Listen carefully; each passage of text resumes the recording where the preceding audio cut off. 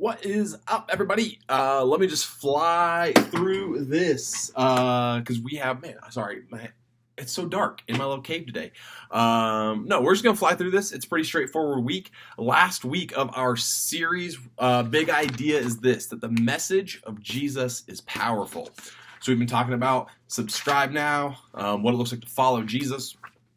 Next week, we'll start our new series called Challenge Accepted, where we'll talk about the challenges that Jesus faced and how Jesus helps us through our challenges. And so we're going to start off with a game.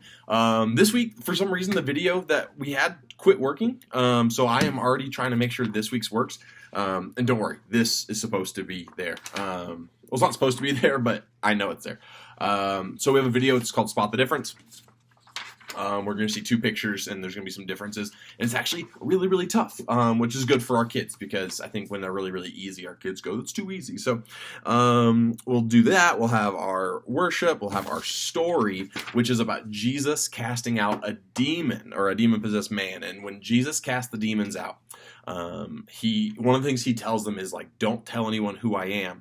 But it says even the demons knew and understood the power that Jesus had and the power that God had. And sometimes we as just people, can be afraid of the evil and the unknown and all these things. And it's like, no, even the evil knows the power of Jesus, knows the power of God. And so what can we do, or what does that tell us about God, knowing that even like the things that we're afraid of are afraid of God because he is so powerful. So that's kind of the big idea. You have a question about chatting with friends. You also have, hold on, sorry, I flipped to the wrong page here.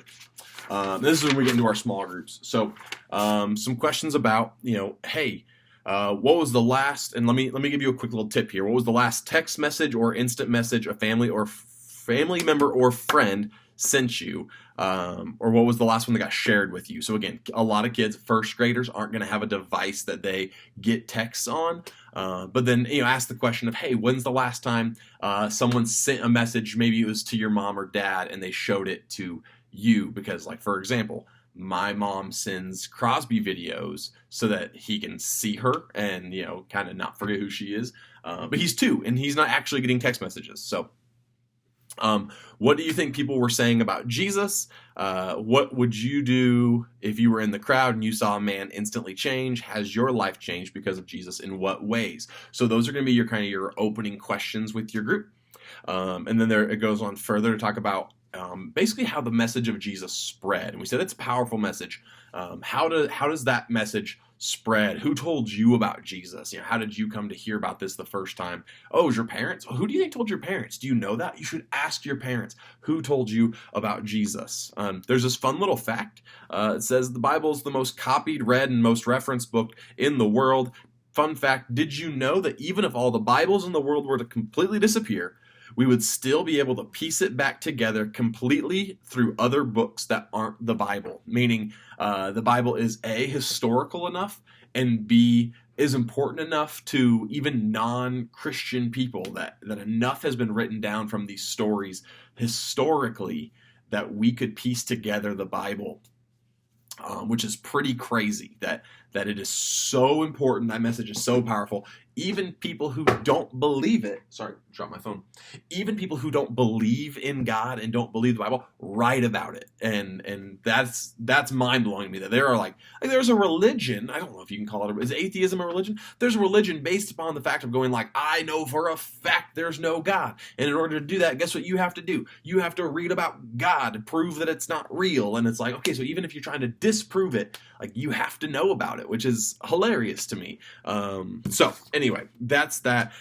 We have an activity page with memory verse predictive text. So it's going to have some things to circle, and they're printing out like 9,000 pages right now, so I don't have it printed out. I'm in the queue. So memory verse activity. Then there's a game. It's rock, paper, scissors, where you're just going to keep playing, and every time you win a game, you get a point, and you're going to see who gets the most points. There's a prayer to close out your group. And so you can do that, and then that should be enough time to close out the service. It will be a shorter service this week because we don't have the Freeman and Otis Orchards campus announcements. So pretty straightforward.